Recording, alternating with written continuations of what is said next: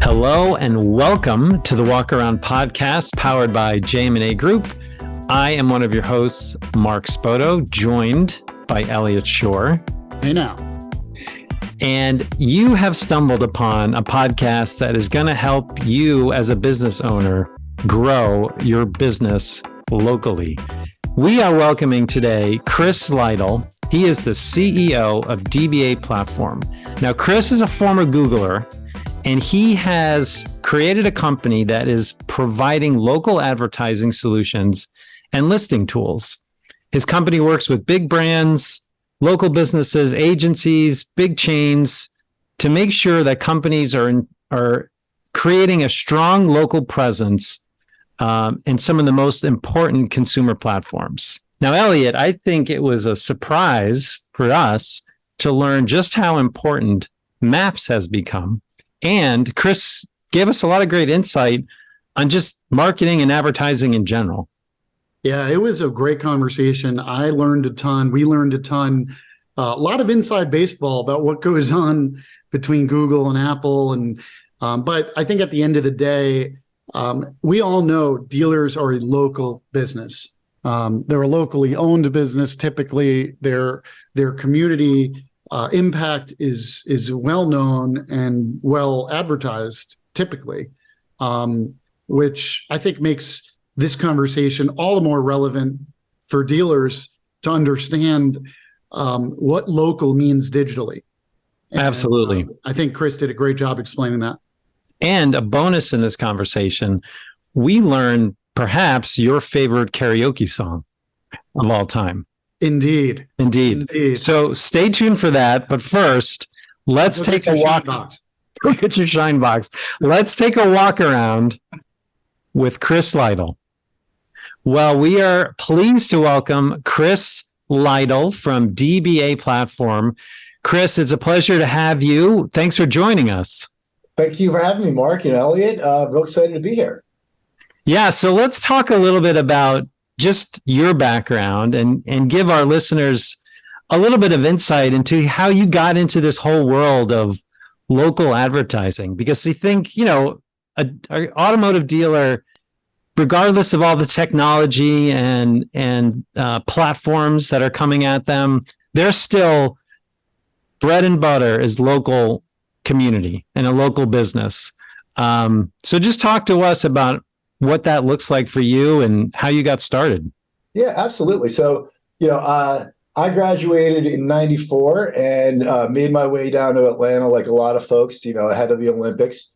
And, kind of got involved in the newfangled internet business in '97 and '98. And I worked for a company called Cox Interactive Media.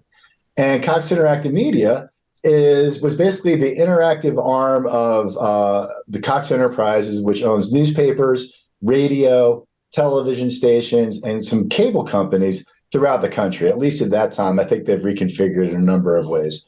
But in essence, what our charter was to create the internet properties that were going to protect and extend local newspapers, local radio, and local television.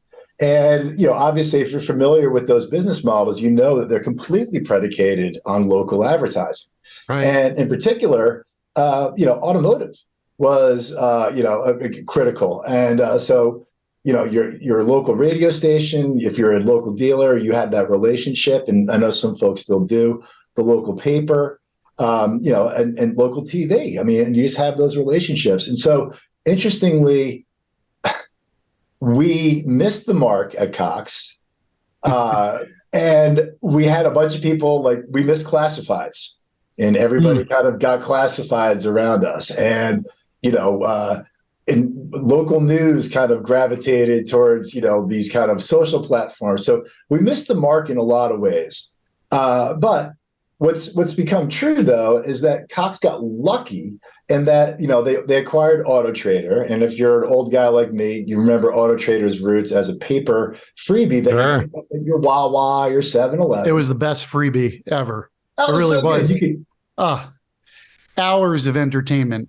just flipping through pages of vehicles for sale. I mean, really, really was great. I mean, when you're like a 16-year-old guy or a 17-year-old guy, this is like your dreams. Like, wow, I'm going to be able to get that Datsun B210 someday. Someday. But what was interesting about that, but what was interesting is that, when Cox acquired Auto Trader, they got Mannheim Auto Auctions along there with it as kind of the throw in. And so Cox fortuitously got back around to the automotive, to winning local automotive, as we all know, with dealer.com and Auto Trader and all those things. But that was really the beginning of my local advertising journey, was back in the 90s with Cox Interactive Media, trying to help newspapers, radio, and television. Wow. And I mean, it's so funny to see this come full circle. Back then, was the thought that newspapers, magazines would go away eventually? Like, was that the prevailing thought? I think that at that point, there was a thought that it was going to happen someday, nowhere near as precipitously as it did.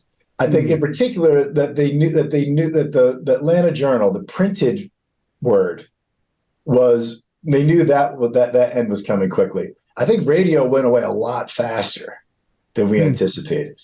Because what wasn't on the horizon when I was there in 97, 98 was broadband. And, there really wasn't an alternative for radio and television until broadband became broadly accepted. And by then you're talking about 2010, right? So at the time, it was like, we got to do something about print. The rest of our stuff is going to be here for another 75 years. Man, how times have changed. So, Chris, let's fast forward, right? And when you think about a local business, and in particular, an auto dealer, like as you said, auto dealers were a big player in radio and TV advertising. And TV advertising, they still are, right? So radio too. And radio, sure. Let's think about, like, when you consider, like, what's the best way to reach a consumer from a local perspective. I don't think most people are thinking maps, right? And has that grown tremendously in the past several years? It absolutely has. And I think that people, they might think about Google Maps and they might think about Apple Maps, but they don't necessarily think about the experiences that those map solutions empower, like local inventory ads or local searches. And so, Google really had a masterstroke when they acquired the parts that were required to build Google Maps and launch it, I believe, in 2006. And, prior to that time, Google had been observing the steady growth of searches that included what they call a local intent. So near me is the most common sign of a local intent. But what Google started to realize around 2002, 2003, that about 20% of their searches had a local intent. And so that's only grown since that time. So we saw Google acquire Google Maps. We saw Google acquire Waze. And over that time, when you think about the pressures that Google has had on its advertising business from people like Amazon or Facebook, the area that they really have the stranglehold on is maps. Because it's an expensive proposition to build a mapping software. It involves satellites and stuff. It's hard. So when Google kind of cornered the market on that, in 2008, 2009, 2010, they really set up themselves for a great future, because when the consumer behavior of people doing those searches for anything near me have been astronomical over the past 10 years. And the pandemic, it only accelerated because people didn't want to drive around looking for stuff, right? They wanted to know where it was and then go there and get it. So the mapping solution has become the core of a huge percentage of Google's search. And then now Apple is really making a strong inroads with its relaunch of Apple Maps, which kind of had a famously troubled initial launch, came back now, and now Apple Maps has, a very large user base, a lot of rich people and a lot of young people. So we think there's an opportunity for Apple to really get strong into the advertising space and the automotive inventory space but they're laying that foundation with that core maps technology. So in my humble estimation, for the next couple of years, Apple and Microsoft are going to own that space, and there really isn't anybody else on the horizon who's going to be able to step in.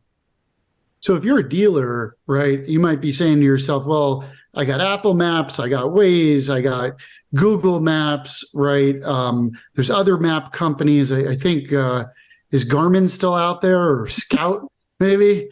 They are. But just hanging on. But, if I'm an advertiser, I'm sorry, if I'm a dealer, where do I have to be everywhere? Right. Yeah, where do I place my bets? Yeah. You place your bets where the people are. And overwhelmingly, they're on Google Maps and they're on Apple Maps. Now, what's interesting is that Waze does have a pretty big audience. Waze deprecated their ads about 2 months ago, right? Oh, wow. I personally think that Waze might be going away because the Waze acquisition is now being re-looked at by the FTC as potentially anti-competitive. And at the time, a lot of folks said, like, wow, that was a really good move by Google. They're going to keep Facebook from getting Waze. And you can imagine how different the world would be.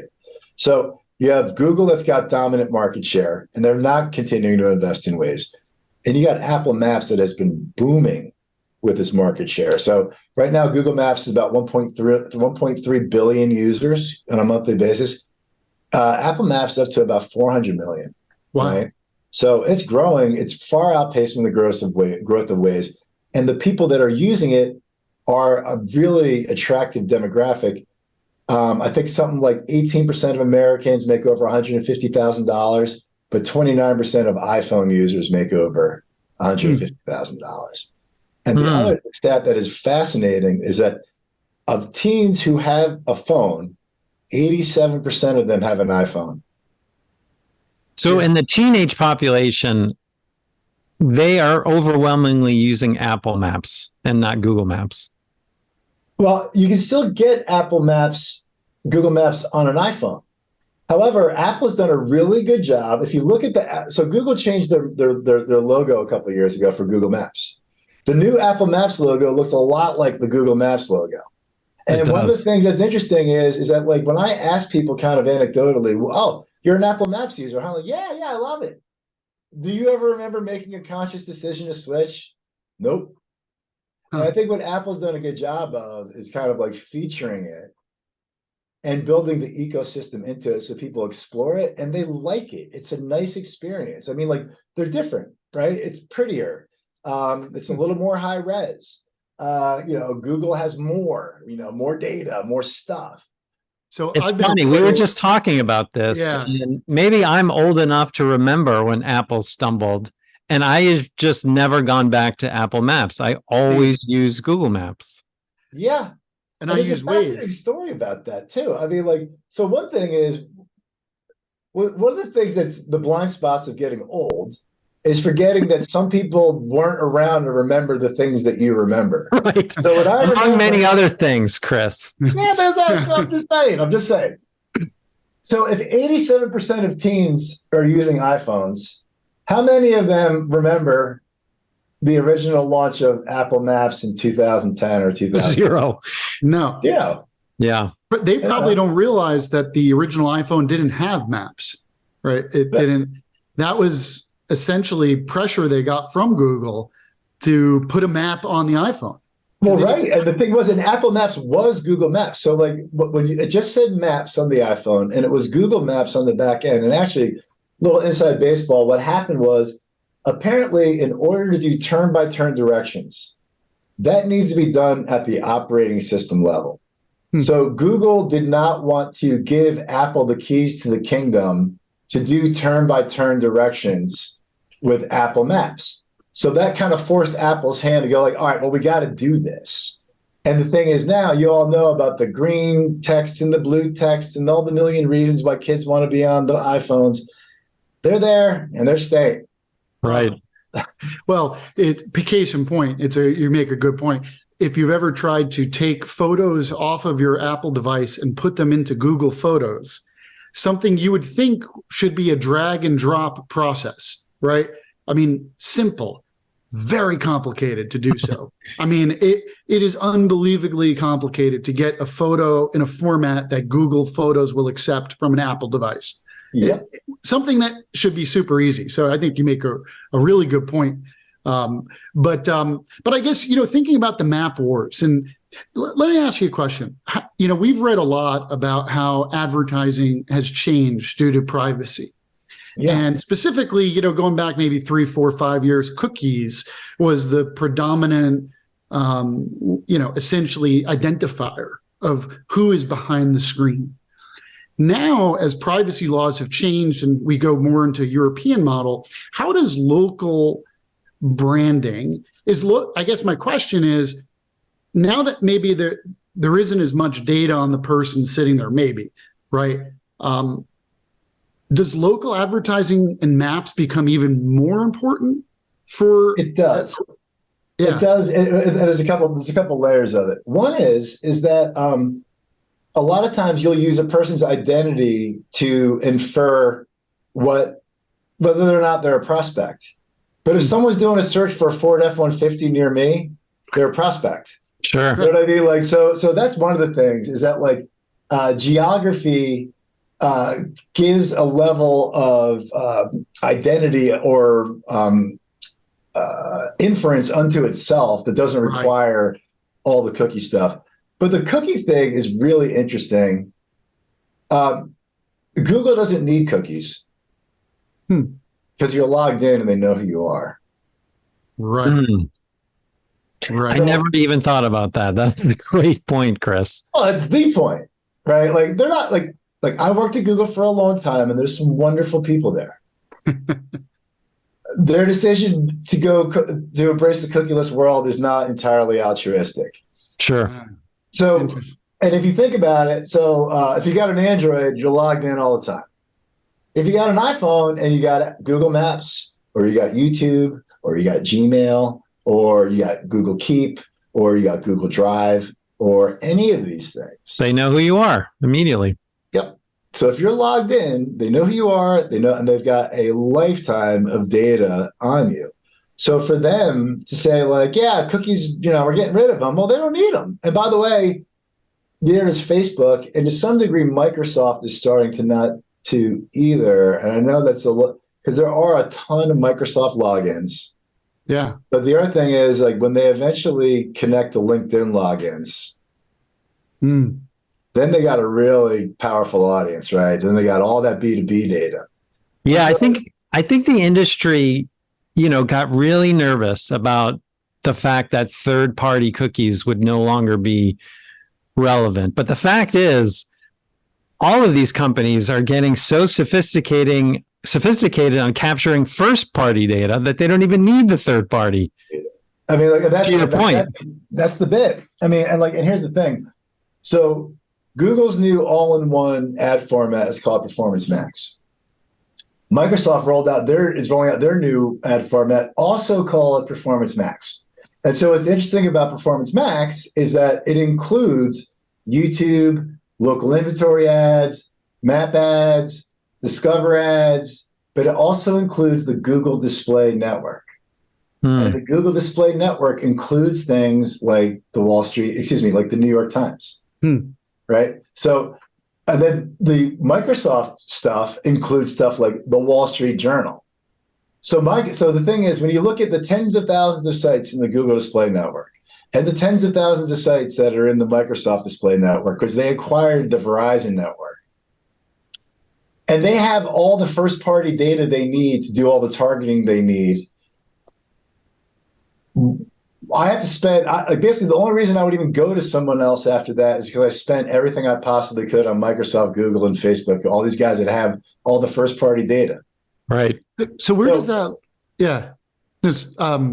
sorry, finish your thought and I'll ask. Well, I'm just going to say the people that are the most nervous are like the publishers, because now the publishers are like, dude, you got to join one of the big boy display networks or you're on the outside looking in. Well, that was going to be my question. I mean, where does that leave TV advertiser? Where does that, I guess the mass market brands, there's still, but, When you say publishers, is that what you mean? That they're the ones nervous? They're the ones that are nervous. And the TV thing is really fascinating. So like in a prior life, I worked for Google trying to turn Chrome OS devices into set-top boxes. And one of the things that I learned a lot about, I also worked at Cox. I knew a lot about the cable industry. The set-top box, it's addressable, meaning that you can say like, oh, look, these people are watching this. But the problem is you got like 4 or 5 people in that house. Right. So I don't know if you guys noticed, but like if you have YouTube TV or something, it's like they're starting to make you log in as you. Sure. Right. And the other thing that's interesting too, I don't know if you noticed this, if you guys have a Fire TV stick or like a Google Sure. Roku, Chromecast, they're starting to show ads on the home screen. Mm-hmm. Yes. Yeah. That's exactly right. I have all those. Right. Yeah. You're seeing ads. It's subtle too. It is subtle, but to Chris's point, you're logged in. They know who you are. They see your preferences and your patterns, and there's the ticket. And by the way, you know who's powering Netflix's new ad-based tier is Microsoft. Interesting. So Chris, think about Microsoft marrying your Netflix PII and your LinkedIn PII, and then they got that, and then you got the Facebook, Instagram portal, and then you got the Google world. You're creeping me out now, Chris. Well, this is really Big Brother stuff. I think Mark, if you're watching a lot of mysteries, they're going to send you a lot of escape room ads or something. That's true. Yeah. Well, so I'm sorry, go ahead. No, I was just going to try to go back to Elliot's earlier question about if I'm an auto dealer, right? How do I position myself? And, this I think relates to your current company. How do I make sure as a dealer, I am making myself known and my presence in terms of those consumer platforms, in particular maps? Yeah. I mean, you got to do, so a dealer's got to do everything that they possibly can on Google and Microsoft. And Microsoft has invested a lot in their automotive experience, and it's good. And there's a lot of great data, and we've shared in the past about what a unique audience it is. And the thing that's interesting is a lot of times when you mention the Microsoft Bing audience, it's always like, oh yeah, what, you mean a bunch of old people? And then I go like, well, if you mean like people with money who buy stuff, who buy cars, right? And so the thing is about Google's audience is that it over skews towards young people. Like there's like 30% of that Google audience that's like teenagers. You're like, well, I don't want to market to them. So what Google and Microsoft have both done is with these Performance Max ad formats, you can cover everything from top of the funnel, display ads, like on the New York Times, hey, here's the new Audi. You should buy a new Audi. Oh yeah, maybe I should buy a new Audi. All the way down to the, when I type in Audi near me and having those ads show up at the top. So they have all those ad formats in one big format. And it's just basically a matter of how much money you want to put into it. And then Microsoft likewise. So Apple is also like, they don't have the ads bit yet, but they do have what they call Apple Business Connect, which is like the Google business profile. And we manage that. So the bottom line is our little story, not to plug, but like we basically help people do all those things like organic and paid on Google and Microsoft and Apple. Yeah, well, it's very interesting. I mean, one question I did have for you. So are you saying that, you'd give Google a budget, right? Say, I don't know, $1,000, and they are going to optimize that $1,000 between display, pay-per-click, all their various advertising properties. And so, there's been a ton of money put in by agencies, analytics companies, right, in terms of media mix optimization. And what you're saying is that Google is, I think if I'm hearing right, Google is essentially taking that off the table and saying, just give us the money, we'll optimize it for you. 100%. Wow. That's exactly what it is. And like we have charts that we kind of show that like, the old model, you would have an agency would have a YouTube team and a search ad team, Right, and a display ad team, and then the money, they'd all get their budgets, and then they'd go back after the fact. They go, all right, well, what was the return on ad spend or ROAS for each of these channels? And then we'll rebalance, we'll put more money into that. With Performance Max, you start with your ROAS target. Interesting. And then Google does experiments. And so not only is it experimenting in various places on what is going to get that best ROAS, it's also doing variations of your creative. So it's doing what Google does with its own products, which is a million little experiments and constantly rebalancing, right? And so the layer that we bring in on top of that is we've got the whole Microsoft side. So if we see that the Microsoft stuff is outperforming and providing a higher ROAS, we can bring your dollars from Google into Microsoft. Wow. But that balancing, and like this is where the agencies are very nervous. Yeah. Because you used to be able to charge a percentage of ad spend because you had to hire all these people to do all these things. And the truth is now is you don't. So justifying a big spend for your agency is getting harder and harder. Well, that's interesting. I mean, I'm sure we have a lot of dealer listeners who I'm sure love their agency partners, and I'm sure this message, which they probably really need to hear, is a tough one to hear. In a sense, people I know have been very loyal to their agency partners and believe in what their agencies do for them. Especially, at the end of the day, the advertising is to a degree a lifeblood of the dealership in terms of driving traffic and producing sales. So it's not something to be taken lightly. That's right. But what I'm hearing is there's a paradigm shift that has occurred, and you're going to be with one of these. You're either going to be with an agency who's going to be helping you move into the modern, or one that's helping you hold on to maybe a little bit of the past. Yeah, I mean, that's one of the tricky things. It's like, if you have agencies that are used to making money in a certain way, they don't want to make the hop to the new model. And for example, Kodak had every digital photography patent in the world, but they were making so much money selling paper and all that stuff that they didn't want to make that hop. Right. And so I think for a lot of agencies now, there needs to be a hop to a lower cost model that recognizes that Google is doing a lot more of the automation. So and then allows agencies to provide value in more strategic ways. So Chris, or Elliot, go ahead if you had another follow-up there. Just a quick follow-up, and just to get a little more detailed into the Performance Max platform.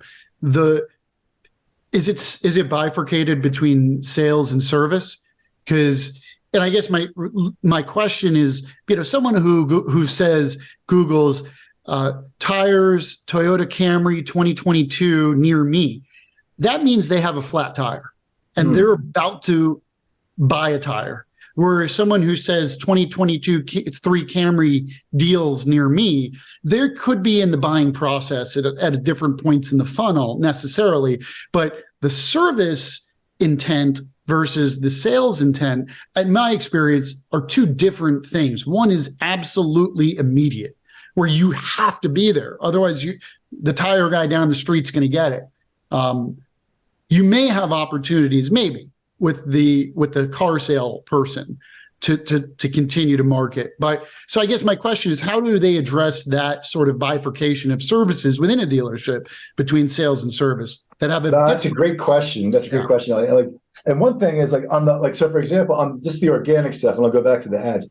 On the organic stuff, we tell people to make certain that your listings are filled out really fully. So if someone is doing a search for service and they click on your listing, there's the opportunity for them to spend some time looking at the photos of the new cars that have come out, right? So that's what you do on that side. But on the Performance Max side, more specifically and more importantly, we do run different campaigns based on what the service that's being offered is, because obviously the creative needs to match that. But also, one of the great things about Performance Max is that it allows you to choose a variety of goals. So one of the goals is a store visit, meaning I want you to optimize on the ads that result in someone showing up in my store, because with the aforementioned Google presence on all of our phones, they can actually tell when somebody saw an ad and made it into the store. You can also optimize for form fills, so leads, right? Those kind of things. And there's also very much top of the funnel things like brand awareness.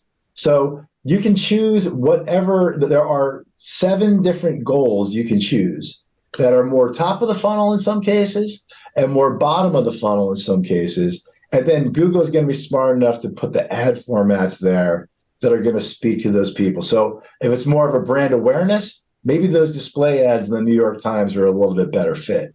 On the other hand, the flat tire service near me, well, that's a Maps ad because that's very local, that's very timely, that's right now. Gotcha. Yeah, interesting. It's fascinating. I think dealers who are listening, I would definitely encourage you to give Chris a call and see what it's about, because I'm definitely learning a lot here. I know Mark and I are for sure. So yeah. So Chris, before we transition into kind of our final segment, is there any other advice you'd have for a dealer about enhancing or building their local presence?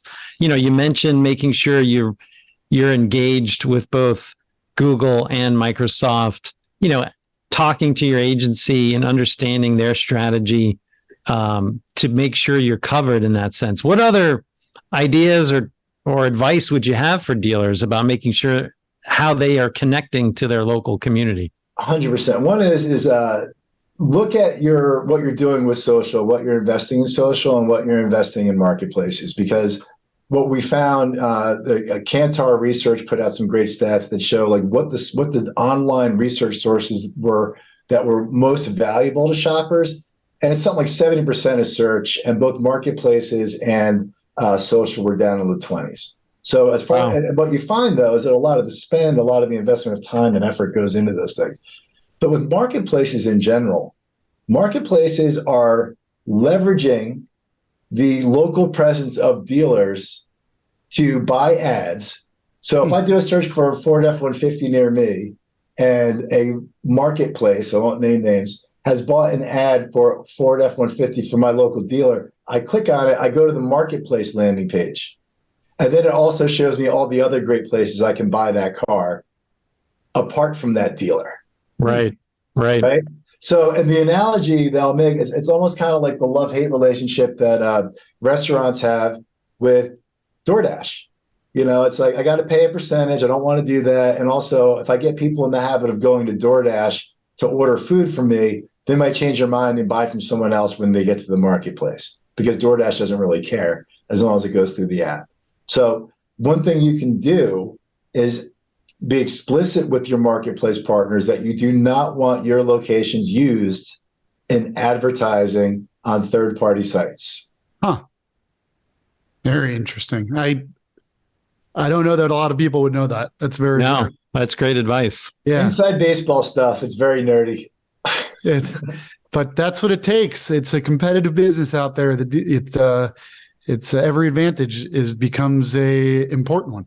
For sure. I think so. And, and for us, we got a bunch of ex-Googlers, we were on the inside, over there. I've spent our career looking at this stuff. So we don't claim to be great at everything, but these things we are great at, and we know the nuances.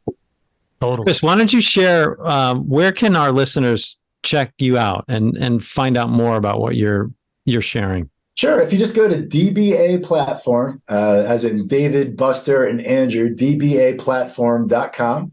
And we've just got tons of great information there. We've got a whole section there that's dedicated to auto dealers. We've got some great case studies about some of the work that we've done. And in fact, if you do a search for Performance Max for vehicles and you go to the Google page for it, you will see that our Justin Dombrow, our SVP of Advertising Solutions, is actually cited by Google on their own page. So dbaPlatform, you can find out all of our good propaganda. Awesome. Well, let us transition now into our final segment that we like to call a Schor Thing. Chris, I'm sure throughout the conversation, you could tell Elliot has some opinions, right? And some strong points of view. So we like to put that to the test and ask him for 3 hot takes, and we will then ask you, is it a Schor Thing or not a Schor Thing? So Elliot, why don't you kick us off? Yeah, this is a good one. I'll say maybe these might not be as we'll see. We'll see how these play out. But I did notice, Chris, when you held up your phone there, that it was an Android device. Right, I was going to say that. Yeah. It wasn't an iPhone. It is I not. know. Very interesting. And the first question actually relates to Apple. So it'll be interesting to see, as a ex-Googler and a Android user, the answer to this question. So we all know that that Apple is working on a vehicle. Well, they say they're not. They are. Who knows? I believe they are. Not only do I believe they are, I believe that Apple will have a vehicle on the road by the year 2030 that can be purchased by a consumer. Sure thing or not a sure thing? Not a sure thing. Oh, pretty adamant about that one, Chris. Yeah, tell us why. Because automobile manufacturing is a very hard, capital-intensive business, and advertising is not. And when you think that they've got pretty much most of the rich people today and all of the young people today, meaning everyone tomorrow, that's an audience to be monetized. And I think that they're going to be figuring out how they're absorbing their Disney acquisition by that time. Wow, maybe look at that. That's a hot take. A Disney acquisition, guaranteed. And Bing will be the default search engine on Apple through a consent decree within a year and a half. Wow. Some big hot takes. Bob Igar, if you're listening, you heard it here first. Chris Lydle is calling out the Apple acquisition of Disney. And my services are available for a very reasonable fee. Love it. All right, Elliot. I think that's yes, Mark. 0 for 1. 0 for 1. Yes. Thank you. Indeed. Okay. We did talk a bunch about dealership advertising, and this may surprise you based on our conversation we just had, but I believe it's a sure thing that TV advertising still should be a part of a dealership's budget. Sure thing or not a sure thing? Sure thing. Ooh. Okay. So we're not all in on digital. We've got. Well, it's all digital. I mean, again, so the thing is, like, when you look at even if you're talking about like cable, not talking about like, YouTube TV, if you're talking about old school cable, that's still highly localized digital, stuff. So it's still, people still do watch it, but you just got to be really clear with whoever you're buying the ads from that you want to see who the audience is and be real specific about who's not only a paying subscriber, but a viewing subscriber. Gotcha. All right. Well, okay. There we have it. All right. Last but not least, so Chris, you're a Rutgers alumni, I am. Correct? I am. From New Jersey, maybe a little bit of a Giants fan. Is that Indeed. correct? Okay. All right. Well, it's been fun watching the Giants this season. It's been a tough season. Fun is a relative term for the Giants fans. Fun for everyone not a Giants fan, right? That's right. But Mark and I were talking before the show about some of the best, and knowing that you're a Rutgers guy and from New Jersey, some of the best sort of characters from New Jersey named Tommy.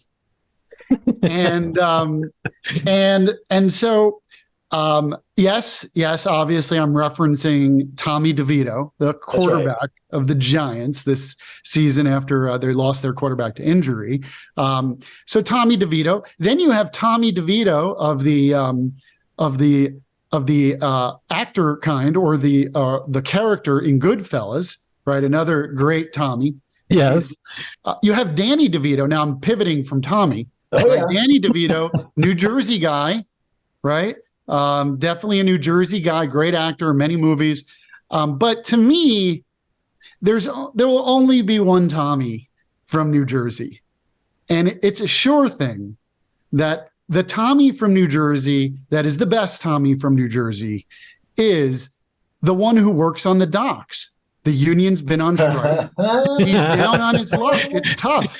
So tough. Of course, it's got to be living on a prayer. The Tommy that works on the docks from Bon Jovi. Sure thing or not a sure thing? It's such a sure thing. It's such a sure thing. I mean, like, I remember, I think I was like 14 when that album came out, and I had my comb in my pocket and my acid wash jeans, and I was loving it. So, like, that is a sure thing as a sure thing gets.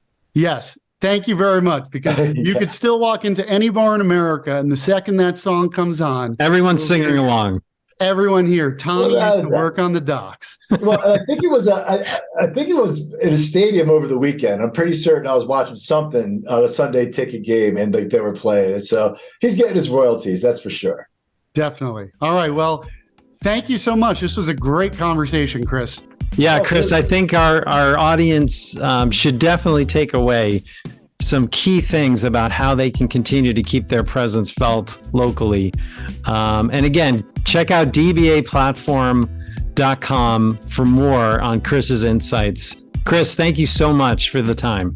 You got it. Thanks so much for having me, fellas, and hope we can do it again. Sounds good. Absolutely. All right, cheers.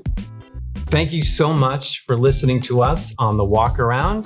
This podcast is produced by the team at the JM&A Group. Special thanks to Caitlin Swanson, James Gahn, and Michaela Gerritsen for helping us produce this episode and others. If you're a dealer owner, if you're a general manager, regardless of your career in automotive, you are sure to pick up some insights on The Walk Around. I like what you did there. Appreciate it. Yeah, that's nice. And we appreciate all of our listeners. You can find us anywhere where you can find podcasts: Apple, Spotify. We're on YouTube, Spotify video now available. All you got to do, if you have an Alexa-enabled device, you could just say, Alexa, play The Walk Around, and it will play. So we appreciate you. Remember to go ahead and subscribe. Thank you for listening.